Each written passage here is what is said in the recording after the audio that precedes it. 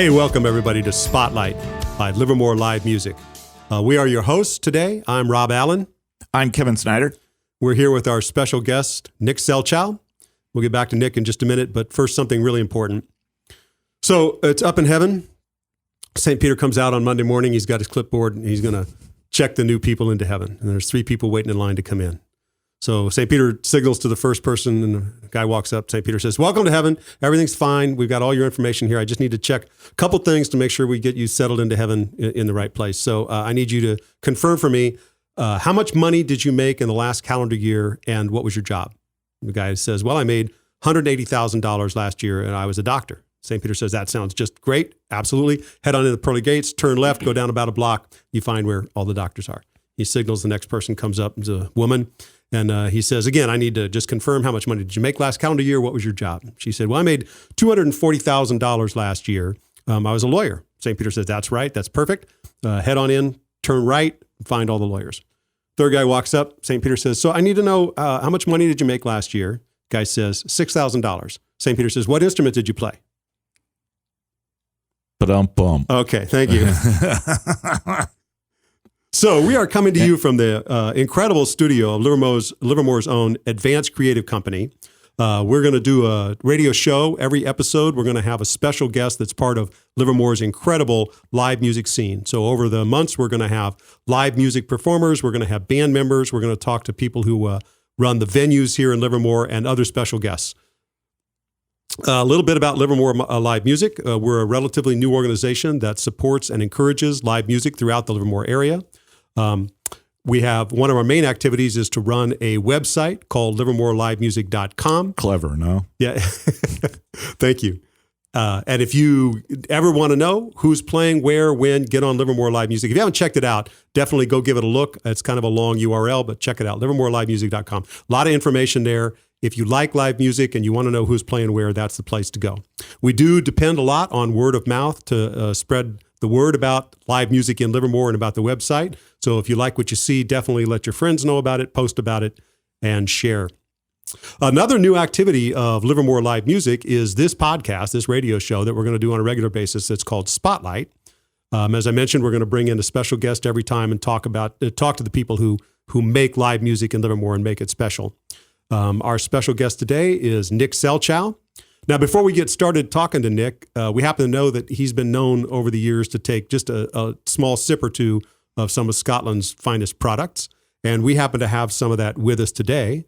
So, Nick, I've got a bottle of Glenfiddich 18 here, and Kevin's got a bottle of Johnny Walker Blue Label. Blue Walker. Huh? Blue Walker, yeah. That was in the HBO series, right? The Blue Walkers or something? Yeah, it was something like that. Luke's brother. Right. Luke's brother. Right, the lesser known Skywalker, right. So are you going to pour that? I'm just going to josh about it? Yes, I'm going to pour it. So I'm going to do just a little sip of this Glenfiddich here. Kevin? Oh, I'll start with the Glenfiddich too. And looks like I already got that. Yeah, looks like Nick's looking for the Blue Label. Hey, while we're doing this, we got Doug and John in the back room. I'm just going to make a command decision and pour them each a little shot of Glenfiddich here. Good call. Good call. So if somebody sees a hand come across the table, that's what they're about. Just a second, please. And I think we're there. More of the Glenfiddich. Better producing through alcohol. Yeah. So, Nick, I got just a short clip of you here. Let me play this for us, for the audience.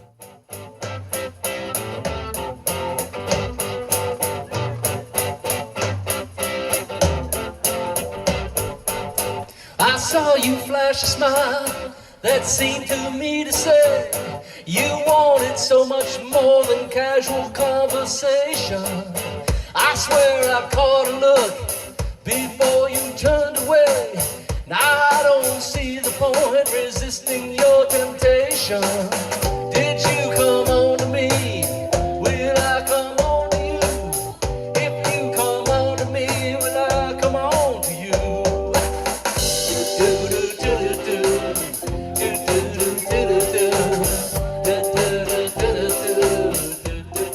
So, of course, Nick, that was you playing Paul McCartney's If You Come On To Me. That was at a live gig just a couple of weeks ago. kind of give people a little chance to hear what you sound like musically. But let's talk a little bit more about your background. So just starting off, the obvious question, Nick, is where did you grow up? I grew up in Illinois, northern Illinois, And outside of Chicago.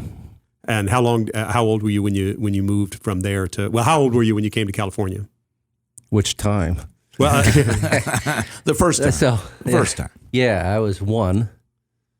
And so you probably weren't playing music then. No, you might have been. I was here till I was 8. Went back to Illinois, and then got an electric guitar when I was in grade school. Took about 3 lessons and quit. Didn't pick it up again until high school, which I really didn't play either. Finally got an acoustic guitar in college, and that's where I learned how to play guitar. Got it. And as you were really starting to get into music, getting to where you were learning how to play songs and maybe playing for people and stuff, how old were you at that point? I never played out until I started work at Livermore Lab. Which was 1980, early 80s. So I got into playing in a band by meeting a guy named Tony Bartolini, who was Bill Bartolini's son. And everybody knows, probably in Livermore, everybody knows Bill as the quintessential pickup maker. Right. Bartolini pickups. Right. So Tony could play guitar and drums, and I could play guitar. We had another guitar player, and no one wanted to play bass. So I said I would do it, and no one had a bass. So we went to Bill, and he had an old bass, a Degas jazz bass copy, that he put his pickups in, and he put a resonating bridge on, and he says, here, you can have this. And that's how I started. Wow, that's awesome. So who were some of your musical influences at the time? Who were you trying to learn how to play bass like or learn songs from? I would say I spent a lot of time learning Paul McCartney's bass lines. Mm-hmm. I liked the fact that he was a melody player. And that's what I went after mostly. Got it. Initially. Now, I happen to know that I'm not sure how long it was between that time when you were learning how to play the bass and when you joined your first band. Did that happen right away? It did. It was a band that never played out, but we did practice. But that was about it. That's always. I mean, it's an important experience. Develop a set list and learn how to play with other musicians and so forth. I know that kind of where I'm trying to get to is I know that you eventually became part of a band called The Q. Were there other bands in between that? There were bands before that never went out and played. Right. But yeah, The Q was the first one that we played in, and that became quite the cover band. That had keyboards, guitar, 2 guitars, bass, drums, 2 saxophones, and a female lead singer that played harmonica. Right. It's probably worth mentioning at this point. I mean, I clearly know a little bit about this. Who was the drummer in The Q? Drummer in The Q was Ray Merrill, another well-established name in the Livermore area. Right.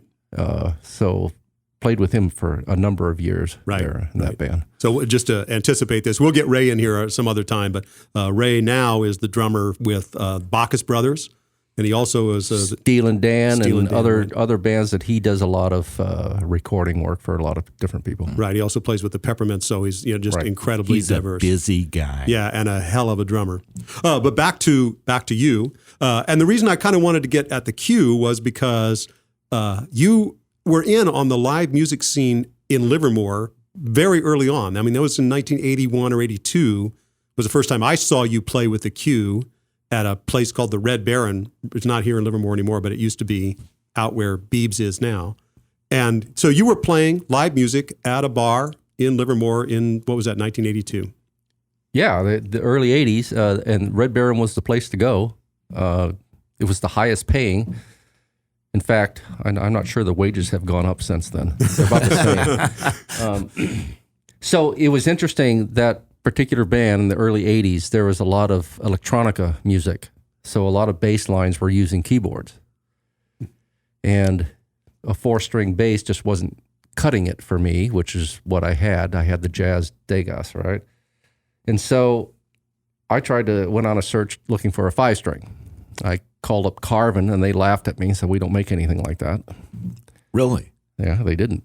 And so I went back to Bill Bartolini, and he was making pickups for Tobias, company at that time.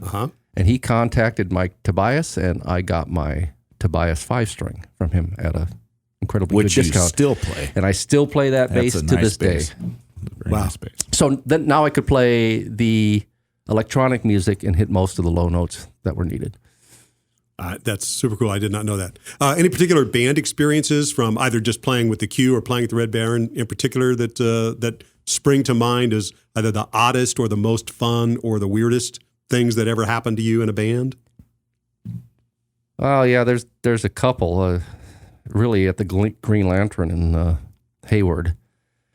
That was an unusual place because you could go into the restroom and there was a bunch of bleep bleep on the counters. And Yes. people doing stuff anyway.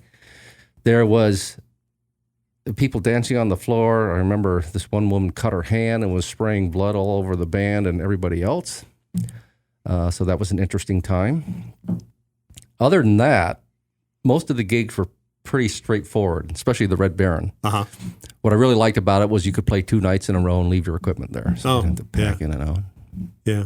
And it kind of brings me back around to the history of live music here in Livermore. The point I wanted to make was there wasn't a lot of it back then. There was some. I think the Q playing at the Red Baron was kind of, at least as far as my recollection of those days, because I was here at the time also, was kind of the pinnacle of live music. I don't know about Kevin's experience. Yeah, there were other bands and other venues, but definitely the Red Baron was the place to go. It was. And Kevin is speaking over there, by the way. He ran sound for us quite often. I didn't know if you knew that. A lot of the experiences that Nick was talking about at the Green Lantern, I experienced as well. So Right. I can vouch for that truth of blood and bleep, bleep, bleep.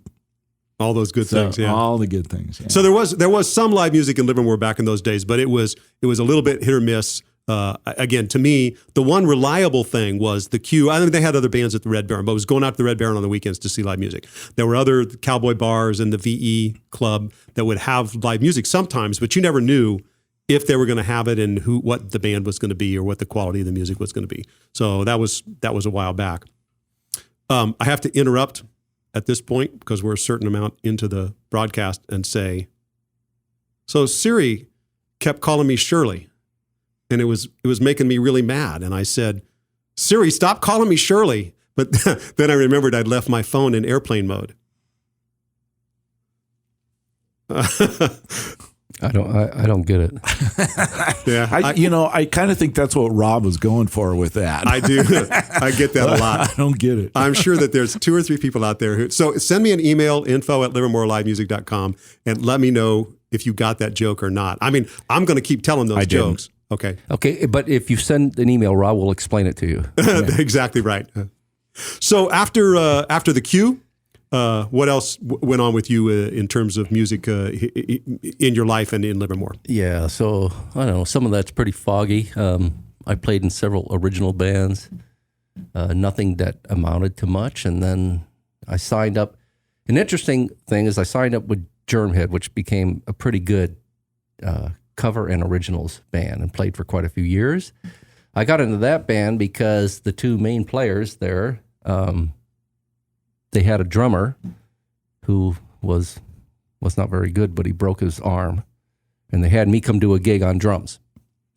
So I did that, and then when I played with them for a while doing that until their drummer got better, and their drummer came back, and they asked me to play bass for them, which I did for a while, for like about couple weeks, and then I said I couldn't play with that drummer anymore because he couldn't keep time or couldn't groove or anything. So, interestingly enough, that is when I got Joe Lee to come into that band, and Joe Lee currently plays with all 3 of us now. Right.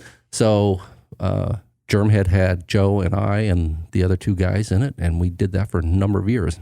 Kind of a heavy-ish, rockish band. Now, it also had Mark Peacock, right? Yes. From your Q days. That's true. That he came from the Q. Right? That's right. Mm-hmm. And I would just observe that this is so typical of the music industry in general, is how incestuous all these bands are, right? We form, we move around, we meet up with people, that dissolves for a few years, we get back together, and this is just fairly common phenomenon among bands. I just find it fascinating, the history behind how people got to know each other, how they learned the music that they did, and so forth. So at some point, Oh, yeah, I forgot to mention these guys. well, I was going to say, so at some point, you met up with a couple of young musicians who had been playing guitar together for, I think, a year or so, named Rob Allen and Kevin Snyder. Oh, those guys. Oh, those guys. Yeah. That's true. I had forgotten that. You had blocked that part of your life out. Well, originally it was, and I think for most of the duration of that band, it was a garage band, right? We hardly played out at all, except at parties that we would throw to get our friends to come and listen to us. I think we played out a few times. Never. No, we played. Didn't we do a wedding? We or played something? it. We played it. What was her wedding? Yes, the one where she Arlene. cracked her head on the floor.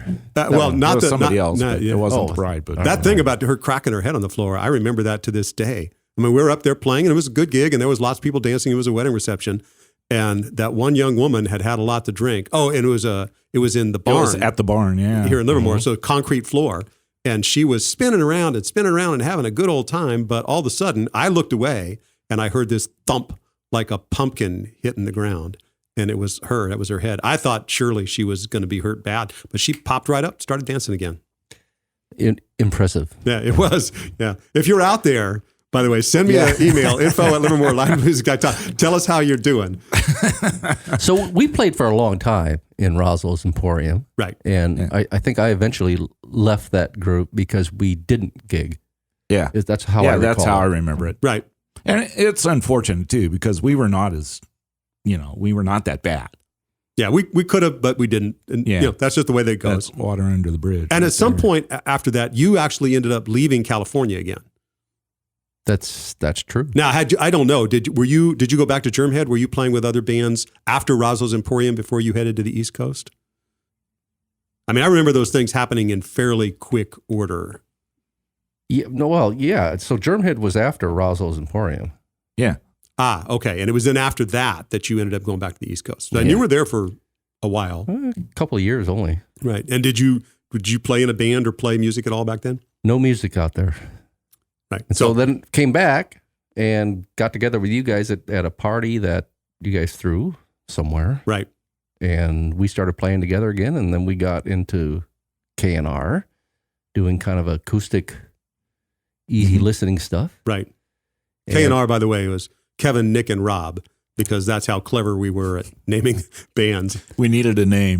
Yes. We've never got away from that. Even to this Nobody day. ever does, right? That is such a phenomenon with bands, is why can X number of adult people not settle on a name?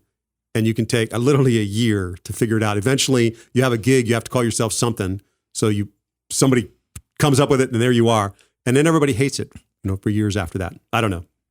So with K&R, is there any particular gig that really stood out to you that you had, just a marvelous time or just a really bad time or anything like that? Not that I can recall. No. You don't remember any? Well, You me might. either. I was hoping Yeah. you'd have No. one.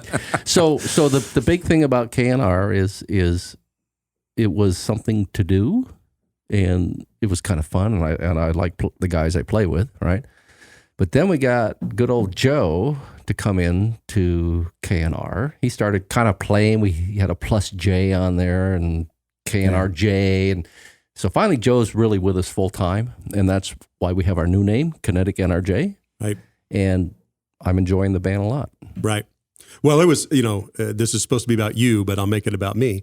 So K&R was, I'd been playing music a long time. I used to play in college. I played keyboards and guitar. And, I would sit and entertain people in the dorm rooms or whatever, but I never really played in a band that gigged out until K&R. And then we didn't play out a lot, but we played at Blacksmith Square a couple times back around 2005 or 2006. We played at the Eagles Club, which was, more of a private party, but it was public. People. We played Ruby Hill. That was a great connection for all three of us. Yes. Playing Ruby Hill with Debbie. Right. Debbie Right? Cristiano got us. Yeah, those so that has been an ongoing thing for us gigs. Right. to this day. Right. And so Kinetic NRJ has been playing as Wow. a group. Yeah, there's a picture. for a number of years. But that kind of brings us, up to the present a little bit. I got another clip I want to show here of us playing. This is live video from a couple weeks ago. The video and audio are not great, but this is one of my favorite songs to do live. Amos Moses was a Cajun. He lived by himself in the swamp. He hunted alligator for a living. He just knocked him in the head with a stone. Oh, Louisiana law gonna get you, Amos. It ain't illegal hunting alligator down in the swamp, boy. For people blame this old man for making him mean as a steak. When Amos Moses was a boy, Dad used him as alligator bait. Run around his waist, throw him in the swamp. Oh, alligator bait in Louisiana bayou. About 45 minutes southeast of Livermore, Louisiana. Lived a cat named Dr. Sap and his pretty wife Anna. Raised her up a soul, making it up for sweet and groceries. Named him after a man of the cloth. Call him Amos Moses. I would also point out that that's the Bartolini bass, or the That's Tobias. Yes, The it Tobias is. with the Bartolini pickups, and that was me playing it, and I love playing that. It's a great bass. Just wanted to point that out. Also worth pointing out, it's radio, so people couldn't see it, but we could. That was Joe Lee on drums there, just rocking out and having a good time. He's always so energetic. I mean, he's on pedal to the metal all the time. Yes, Right. this is true. He brings the band down. He's so downer. That guy has got nothing but energy. So The exact opposite great. of that, right? Yeah. Well, there's a reason why the name Kinetic NRJ, came out, and part of it was because of the energy that Joe brings to the group. I mean, it was a transition. We were originally kind of a winery bar, playing Neil Young and acoustic music. And when Joe would sit in, he would say, "Come on, you guys, play something that was written, since Paul McCartney was in the Beatles," and sort of force us to move forward a little bit. But yeah, he's definitely the live wire behind Kinetic NRJ. So Nick, tell us a little bit, talk about how you see the live music scene in Livermore today. I mean, other than you playing in a group here and being part of the live music scene, you get to go out and you get to see some of the groups that are out here. You've played at 2 Day Town with us on a number of occasions. Talk just a little bit about the change that you've seen since the days of the Q at the Red Baron and what the live music scene in Livermore looks like today. So I think from the 80s, it was a pretty flat curve for a long time. And then Livermore became a wine destination. And there was a step function to bands playing here. And more wineries came out. And then Livermore live music came about, which made a huge difference for me personally and for a lot of people, because they can see where all these bands are playing. They know where to go see them. It has changed in the last 2 years to be an incredible music scene here. Right. And the whole family of all these people are getting to know each other. I mean, and a lot of us all go out and play at this 2 Day Town, for example, that Rob was going to mention, is another place where a lot of these bands go play, and everybody gets to know each other.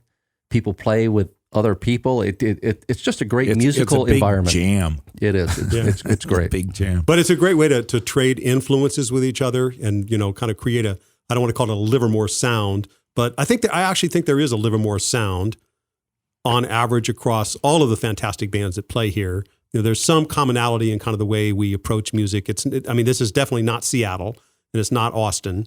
It's Livermore, and it's to me, it's just incredibly special. Couple of pictures here. And now, yeah, just as a quick change of pace, it's time to do the bad joke pass around. So everybody gets a turn. I will start. So my bad joke is, so a girlfriend asked me once if I like drinking beer and talking loud with my friends. And I said, sure I do. And she said, good, I'm breaking up with you. Kevin, what do you got?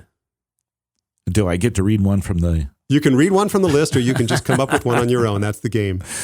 Where does Spider-Man grill his burgers? That's a good question. I give up. On his Weber. Nah, I see what you did there. I like that. Yeah. Okay, Nick. Come on, tell us one joke. Well, I don't do jokes. I know you don't. So I'm going to read one. There you go. I tripped and hit my head on a drum set. Now I have a percussion. There you go. Oh, you told it well. Good job. Good job. I like that. All right, I'll tell one more and then we'll move on. So two jazz musicians are talking to each other, and the first one says, hey, I heard you just released your first CD. How much did you sell? And the second one said, my house and my car. That's almost any musician. That's true. It doesn't have to be jazz musicians. Not just jazz. There's a certain amount of truth, like all jokes, right? There's a grain of truth behind it, which is we don't make much money at this. A few musicians do, right? The ones that are incredibly popular and make it. But for every one of them, there's a million people who do it because they love doing it, right? And the joke at first about I made $6,000. Oh, what instrument did you play? If I ever made $6,000 in a year playing music, that would be fantastic. That would almost compensate me for how much equipment I buy, stuff you buy. in a given year, right? So most of the people that are doing this, the live bands around Livermore, are doing it because they love it, because they get a thrill out of it, because the people that come and see them are energized by what they do and they enjoy it. And, that's an important part of the live music scene. So I'm looking at the LivermoreLiveMusic.com website, and I see, Nick, that you are playing with Kinetic NRJ at Garay a couple of times in October, and that's coming up. What else do you have on your docket? What are you hoping for in 2020 in terms of live music? Well, like both of you, I recently retired, and what I look for in 2020 is I'm improving my bass playing for the first time in 20 years. I noticed. And I really like it, so I'm taking lessons and stuff, and I'm learning techniques that I didn't know before, and I'm quite happy. I'm a very happy camper. Right. Me too. And same thing. I was able, when I retired, maybe you haven't noticed as much as we have with the bass playing, but I'm trying to improve my keyboards, improve my guitar, improve my vocals. At least I have a little bit of time to put into it. It never ends up being as much as you hoped, but at least it's more than just treading water, which is what you kind of had to do while you were working and raising a family. Totally agree. And paying the mortgage and so forth. Yeah. So I have a question for you. It's kind of back to what we talked about before, the Livermore live music scene, but you do not live in Livermore. True. You live in a different city. Do you see a music scene there at all?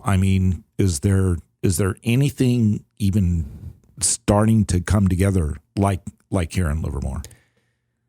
Well, not much going on. There's some street fairs and things that they do.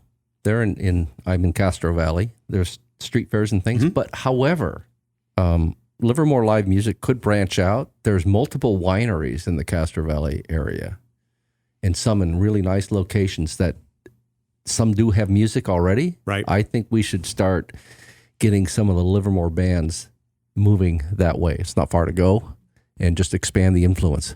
Right. So, Kevin, excellent point. I'm glad you brought that up, because in all respect to other cities, it's not like Livermore has the only live music anywhere. Everywhere's got live music, great bands. So all respect to them. I do think there's a couple things that are unique about the Livermore environment, probably unique in the United States. That doesn't mean the best, but it means I don't know that anybody else has quite the mix that we do. So we are wine country and increasingly brewery and distillery country, right? These things are popping up, and it's a thing. It's a national phenomenon. People want to come out. They want to listen to live music. They want to go out for an afternoon or an evening, have a sip of wine or a beer or something, and listen to live music. In Livermore, that's possible because we have all these fantastic venues that want to do that and want to support that. Of course, there's other wine countries in California, all over the world, but I think Livermore's attraction is the variety of bands that we have. Again, like I said earlier, from single guitar player in a coffee shop all the way up through nationally known bands that are playing at some of our larger venues. I just think Livermore's got a lot going for it. I encourage people to go listen to live music wherever you are. We've talked a little bit. I forget how much you've been on the discussion. We've talked a little bit about how could we generalize what we're doing with Livermore live music and make it sort of a local live music app where wherever you are, it knows where you are and it calls up the live music database for that city, wherever you are, and tells you what bands are playing and what venues and so forth. We're not there yet, but I think the demand for it is out there.